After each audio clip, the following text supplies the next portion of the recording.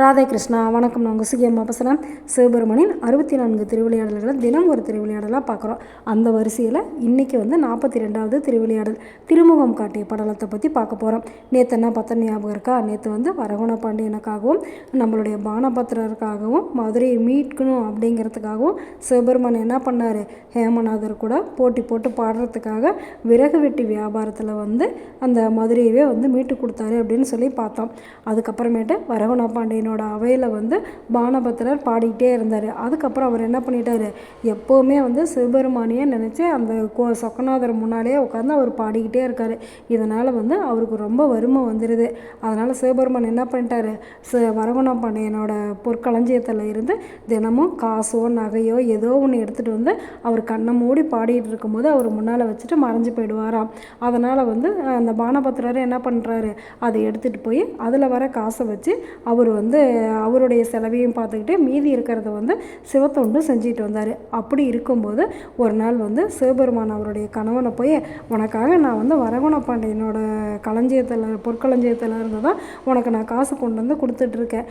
ஆனால் இந்த விஷயம் வரகுண பாண்டியனுக்கு தெரிஞ்சுது அப்படின்னாக்கா காவலர்களையும் காவலர்களுக்கும் தண்டனை கிடைக்கும், உனக்கும் தண்டனை கிடைக்கும். அதனால் நீ என்ன பண்ணுற? சேரமானுக்கு நான் ஒரு திருமுக பாசுரம் ஒன்று கொடுக்குறேன், அதை நீ கொண்டுட்டு போய் கொடுத்துரு அப்படிங்கிறாரு. அதாவது ஓலையில் பாடல் எழுதி கொடுக்குறது.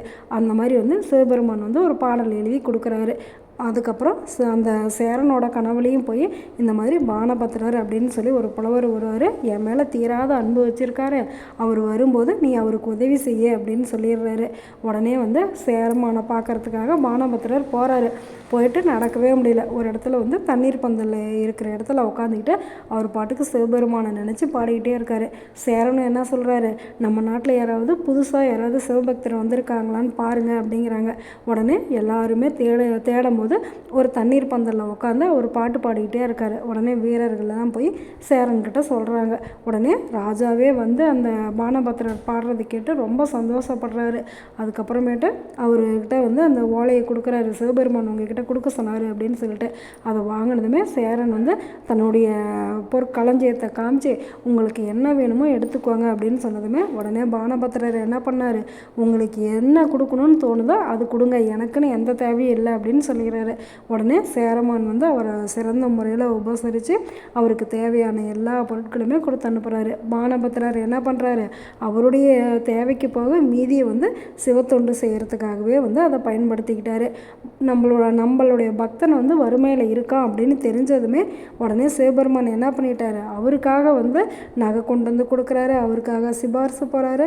நம்மளுக்கு ஒரு கஷ்டம் அப்படின்னாக்கா கடவுளை கேட்டோம்னா உடனே ஓடோடி நம்மளை காப்பாற்றுவார். அது மட்டும் இல்லை, பானபத்திரரோட பக்தியும் திறமையும் இந்த உலகத்துக்கு தெரியணும் அப்படிங்கிறதுக்காக தான் சிவபெருமான் இந்த திருவிளையாடலை செஞ்சுருக்காரு. நாளைக்கு என்ன பண்ண போகிறாரு அப்படின்னு சொல்லி பார்க்கலாமா? நல்லது நினைப்போம், நல்லதே நடக்கும், ஆனந்தமாக இருப்போம். Okay, by.